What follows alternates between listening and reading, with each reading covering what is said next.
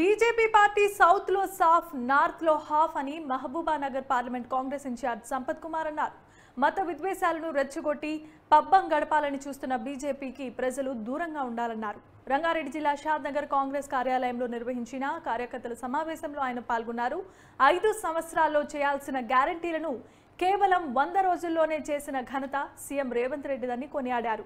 ఎన్నికల కోడ్ కారణంగా ఆగిన గ్యారంటీలు ఎన్నికల తర్వాత పూర్తి చేస్తామని హామీ ఇచ్చారు. 29వ తేదీ ఉదయం నుండి షాద్నగర్ నియోజకవర్గంలోని అన్ని గ్రామాల్లో గడప గడపకు ఒకేసారి ప్రచారాన్ని ప్రారంభించి రాహుల్ గాంధీ హామీ ఇచ్చిన గ్యారంటీలను ప్రచారం చేస్తామని సంపత్ కుమార్ తెలిపారు.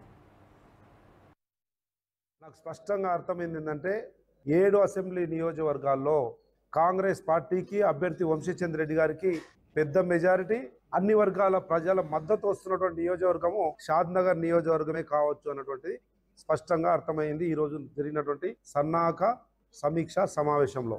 దాంతోపాటు ఇంతవరకు నియోజకవర్గ స్థాయి, మండల స్థాయి నాయకుల కార్యకర్తల సమీక్షలైనాయి. ఈ రోజు జరిగినటువంటి సమీక్ష సమావేశంలో నిర్ణయం తీసుకోవడం జరిగింది.